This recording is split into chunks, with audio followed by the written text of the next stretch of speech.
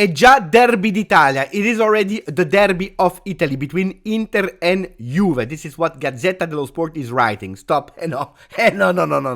No. I don't agree at all. It is absolutely not time of the derby d'Italia. It is time for Juventus Empoli, the most important game of the season so far. My son yesterday was speaking with me. He told me, hey, Bappa, I don't know. Did you see that Inter is playing on Sunday while Juventus is playing on Saturday? Which means that if we do our job, if in our stadium we beat Empoli, we go virtually with 2 more games at +4, which means putting extra pressure on the Nerazzurri. And that's what we have to think about. We don't have to think about the Derby d'Italia. And on this channel, I will not mention Derby d'Italia before Saturday evening in the post-game live here on this channel. I don't want to hear about Juve, Inter, Juve, Derby d'Italia at the moment. Otherwise, we go totally crazy. My name is Giuseppe, welcome back on the channel. I hope you're all doing well. Ciao Juventini of the world. In today's video, I want to speak about something other, something different, something extremely important, especially for the future, to start understanding in what position Juventus is, especially financially. That's what we will speak about. Then, if you want to speak about Inter Juve, we can, but not about the field, about off the field, about the fantastic, beautiful thing that Juventus did on the transfer market, which means anticipating and going for a fantastic, beautiful opportunity that is Ciao Juventini. That is, of course, at the moment as we speak, a bet, but a cheap bet.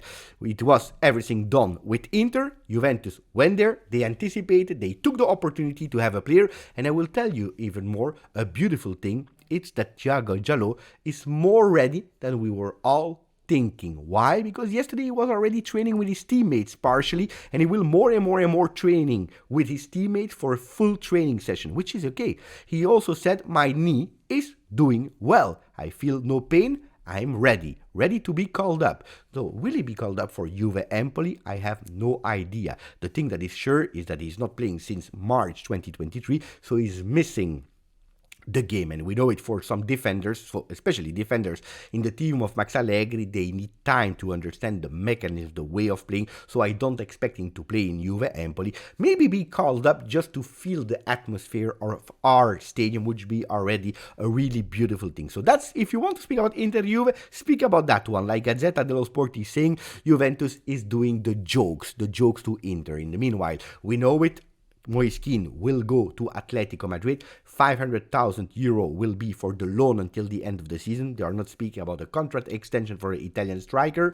And then they will also pay the remaining part of his salary. Also there, we are saving a bit of cost, cashing in a bit that at the moment in the financial situation that we are in is absolutely not bad. We already spoke about Moiskin and what I would have done if I was a manager of Juve. I am not a manager of Juve. Well, Juventus is working really well together with Manna and Cristiano Giuntoli and all their team, the people that we are never mentioning. They're in a few different situations. The first one, I told you, opportunities and bet, cheap opportunities like Ciao Juventini. The second one is working with the material that we have at disposal at the moment. And this was something that we were a bit blaming the Juventus of the last few years, not being able to increase the value of our players. Well, if you are looking at this season, things are going considerably much better. Look at Kenan Yildiz. Look at Weston McKennie. Look at Gleison Bremer. Also one that we anticipated Inter last year, but that time we had to cash a lot, 50 million euro, because why? We just sold Matthijs de Ligt to Bayern Munich. They knew that we had the money, and also there was a competition. We had to increase our price. And if last year we were not sure if the value of Bremer was increasing, this year, without any doubt, Gleison Bremer is increasing his value like a lot of players. Not only the one that we are managing in our home, but also the one that we sent on loan, like a Barrenechea, like a Caio Jorge, like especially Matthias Soulé, where their price, their value is much higher. So the management of you in-house, out-of-house is doing extremely well. And the third one, and we already see now what we are doing with our youth academy, is anticipating unknown player, really young, to attract them to play in our fantastic, beautiful project that is the next gen. We already spoke about all the talents that we have there. We spoke also about the next in lines that are, for example, Rui or Luis Haza. We also spoke already about our players from the under 17. Well, Juventus is continuing, and one of the new faces for next season will be Adzic, that at the moment has not been officialized by Juve. Why? Because they are waiting that he's 18 to sign on the contract, and next season he will arrive. But he was already 3 days, and he spent 3 days in Torino. And who was the mentor? Dusan Vlahovic, that is growing also and taking also really there the leadership role. It's beautiful for him, the trust that Juventus gave him in being the mentor for Adzic. That was there. He visited the training session, the training center, the city. He was there understanding what is Italy, what is the culture. He came back to his club where the coach said, Vlahovic was really extremely important for him. He came back full of joy in his eyes, and he can't wait to go back. So Juventus is also doing a beautiful work there in anticipating a lot of clubs on these 17, 18 years old player. But Juventus is also doing another work, and yesterday there was that bomba of calciomercato where Juventus apparently is that close to officialize and to sign a new player coming from Argentina, this time much younger than 17, much younger than 16. We are speaking about a 14 years old player from Argentina, a player that is born in 2008, younger than my son. We are speaking about Francisco Barido, the number 10 of Argentina under 15. Boca Juniors, what a player. A player that started his career in five-a-side indoor football, really technical player. He has the skills. They are speaking about him with a lot of beautiful compliments, praiser, and they are all dreaming about him being the next number 10 of Argentina. So a lot of pressure on the guy. Boca Junior fans are totally depressed. Why? Because at the moment they can't give him a contract because he's underage. And in the last few days he didn't even train with Boca Juniors, where the family really said, we already took our decision. He will go to Juventus. And also there, congratulations to Manna, to Giuntoli, to all the scouts of Juventus that are doing the third thing that is important. The first one, opportunities. The second one, increasing the values of our players. The third one is anticipating. And if you know that the Arthur Vermeer, that is from Antwerp, going to Atletico Madrid for 25 million euro, that the Hendrik from Brazil is already costing you 60 million euro, how many young players from 16, 17 are we speaking about today that have already a big, huge salary value? Well, Juventus is obliged to go, and Juventus is also present on that game, in that game, on that field, going for unknown, fantastic, beautiful promises like Francisco Barido. So Juventus is doing extremely well. Is it a strategy that Juventus planned because they like to do so? Maybe. We know it, we heard it. There was President Agnelli in the last press conference before officially he left the presidency of Juve that said, in the future I see 5, 6 next-gen player being starters at Juventus, and we are already doing a fantastic job with a lot of next-gen players that are there on the field with Juve, not always at the moment starters, but Juventus continue to work in that field. But it is a necessity. For what reason? Because since yesterday evening we see that Deloitte world ranking of the top 20 clubs with the most revenue compared to last year, but also total value of revenue. And if we are opening and looking at it with details, what do we see? That Juventus in the top 20 is 11th with 432 million euro revenue. We are not speaking about cost here. We are speaking only about what you are able to cash in. What is taking into consideration, of course, transfer market. You sell, you buy. You have another one that is the own entries of the stadium, of own ownership, which are important. What you are doing in competitions, and also all the merchandising and so on. So everything that you earn, that you cash in, that's how they are basing that ranking. Super important to check. Why? Because we know that with the new financial fair play rules, clubs will be allowed to spend 70% maximum of what they have in terms of revenue. So more you earn, more you can spend. And if you're looking at the second time at that ranking, you see Real Madrid first, Manchester City second, Paris Saint-Germain third, Barcelona fourth, Manchester United fifth, Bayern Munich sixth. You see that in that top 6, you have only 2 clubs of Premier League, which you can say, oh, actually, it's not really serious.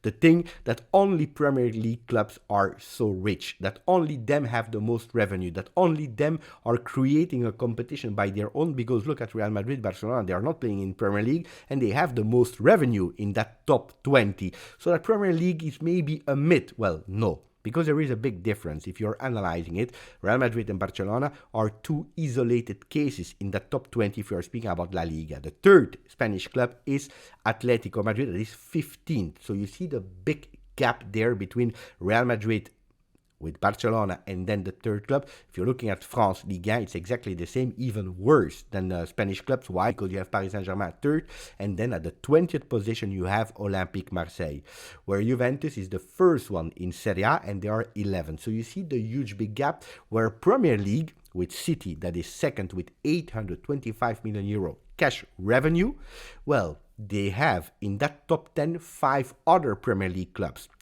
In the top 28 Premier League clubs. So that top 20 is made nearly 40% of clubs from Premier League. They grow as a group. They grow as a league. While the other ones, they are growing isolated cases. Same for Bundesliga with Bayern Munich, that is quite high in that ranking with 6th position, followed on the 12th position by Borussia Dortmund. To find another German club, you have to go at the 16th position with Eintracht Frankfurt. That is a new entry.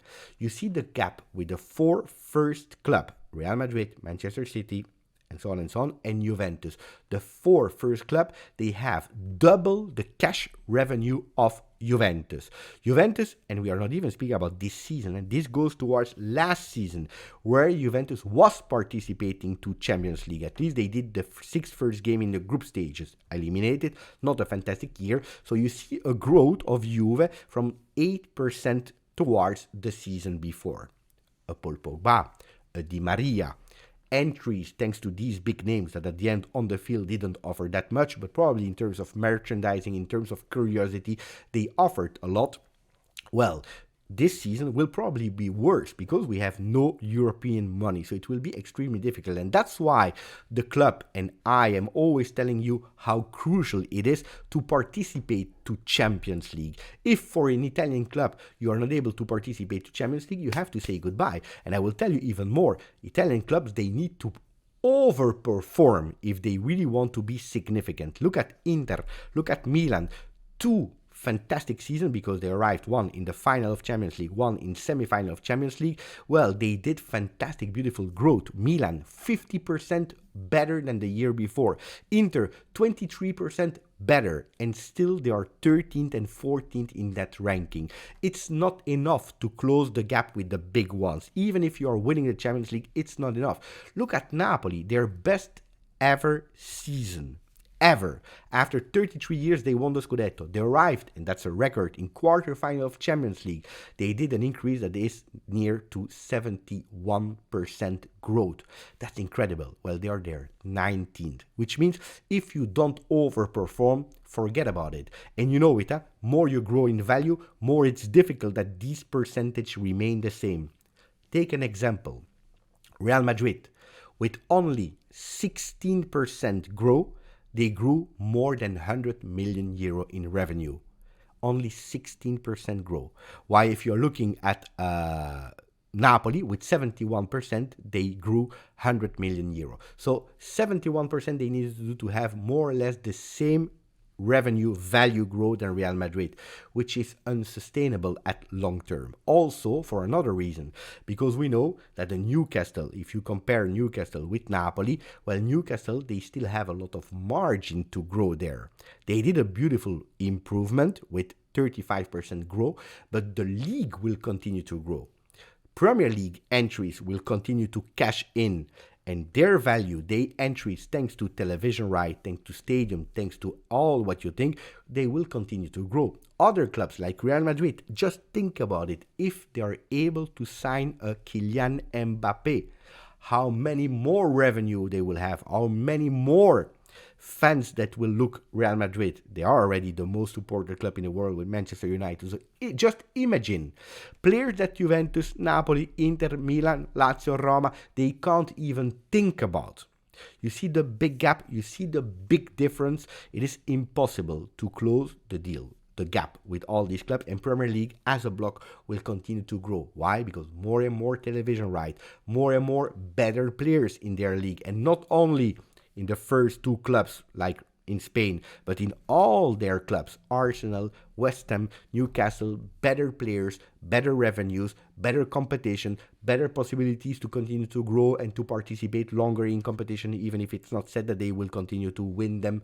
Well, they never win them except of City, but you see what is the big difference, the big danger, and that's the thing that Juventus, they can do whatever they want to. It will be really, really tough. And we already spoke about Juventus doing a lot of good things. They worked on youth. They are working on maximizing the players that we have at home. They are working, anticipating, in going towards the opportunities, because we want to understand that we are in a new situation where if we are not helped by Serie A, by La Lega, by Federazione Italiana Gioco Calcio, it will be difficult to grow the movement. Italy is really bad in selling ourselves. Now they're even thinking about the next few years selling an entire game, a match day from all the clubs, going abroad, maybe in India. But first of all, you have to solve your internal problems, like for example stadium revenue, having own stadium. Not only Juve that did it on their own initiative, but the entire country, the entire movement, investing in the youth. It can't be that it's only Juve that again anticipated everyone with the next gen team, and now Milan with the new owners, they want to participate, Atalanta as well, but it can't be that it's only one team, Juventus, that is having their own stadium, having actually the youth. Juventus is investing in all these kind of things. Even the women's sport, where in the top 20, in the top 15, the only Italian team present with the women team is Juventus in terms of revenue, 1.2, an increase of 20% versus last year. You will tell me, Beppe, it's peanuts, but look at the first one, Barcelona, already 13.4 million euro revenue on the women football. If you want to have a future, an extra revenue, well, investing today in women football is important, which Italy is not doing. They are not even talking about. So there are so many different things that Italy needs to grow, and if they are not able to do it, we will never be able to close the gap. And that's why it's really surprising how against the project Super League in Italy they are, because Super League, you like it or you don't like it, could be one of the possibilities to solve at least some financial problems of Italian clubs, being able maybe to compete, to close the gap with these huge big clubs like Premier League, because they will probably not participate. But no, they are refusing. They are saying, no, we don't want to listen, we don't want to hear. Why? Because they are thinking about themselves, being really selfish, thinking about own career, own ambition, becoming vice president of UEFA. So you really have to pay attention. And now we are speaking about Koopmeiners on the market for next summer. By the way, there are some rumors that are saying that Juventus would even try to anticipate on loan until the end of the season now, which would be extremely difficult, so try to forget about that one, even if you never know. But the asking price from Atalanta is 45 million euro, and Juventus, even with the capital increase, can't just go and cash in on Koopmeiners or just spend 45 million euro. They can't. Out of proportion. So if they really want to, they need to find solutions. And the solutions that Tuttosport is writing about this morning is an Arthur selling maybe to Fiorentina, Sule that has a value, and it will depend of course of the second part of the season, but now already of 30 million euro interest from Premier League clubs. Well, Juventus is thinking to cash in with that, but obliged to do some sacrifices, maybe an Yildiz Jr., maybe a Yildiz that Barcelona is looking for. They want to spend, I don't know where the money is coming from, but 90 million euro, maybe a Federico Chiesa. But you know, if you want to go for 45 million euro players, you have to do some sacrifices. This is the reality that we are in today. So when you are complaining about Juventus not going on the market, you need to understand the total situation, not only about the present, but also the future. And if you are thinking about the fact that Juventus is obliged, every time that we are linked to a player, to sacrifice a young player, that's the reality that we are in. Now, let's go towards a last topic really fast, but I want to again reply a comment that I received yesterday. Yesterday we spoke about Udinese that identified one that did raise his chance and banned him for life. There was someone in the comment section that wrote, Beppe, it can't be that it's only one. Where I said, no, we never said it was only one. They at the moment found only one person and he's banned for life, but they will, and I hope they will continue to work on it to identify other people. Well, yesterday, official communication from Udinese, they found 4 other people, and they are writing here, banned from the stadium. So congratulations to Udinese. I hope they are setting an example together with Juventus that other clubs need to do exactly the same. Corriere dello Sport is speaking about Yildiz that is flying with Keane that is going to Atletico Madrid. Why is Yildiz flying? Because there are serious doubts about Federico Chiesa being called up for Juve Empoli. It's not sure. Yesterday he trained isolated. Today he will try to train with his teammates, so he is still on time. There are some chances, but they are smaller and smaller, and it's out of question to see him from the start against Empoli. So it will be the 6th time that Yildiz will start a game, which is good news. Luckily Yildiz is there, but forget about Chiesa from the start for Juve Empoli. Like you have to forget as well, but we already said it yesterday, about Adrien Rabiot, where Juventus is really going towards, we want to have him against Inter from the start. Tuttosport made an interview about Corsi, the president of Empoli, our next opponents, where he said Juventus, it is a scudetto from the kids. Congratulations for them for investing in youth and believing in youth and letting them play. This is a bit what Empoli is doing as well. He never believed that it was Inter ultra favorite. He always considered Juventus being able to compete for the Scudetto. I hope he's totally right and we start against Juve Empoli, beating his team, showing that he's right, that Juventus is a contender for the Scudetto. This was it for me. It was a long video. Probably a boring video in some parts because we were speaking about finances. If you want to, we can go through all these kind of things later in a live video. But I think it's important also to understand the reality that we are in. Hopefully you enjoyed. Don't forget, if you didn't yet and if you are still here, maximum of like. Grazie, forza, Juve.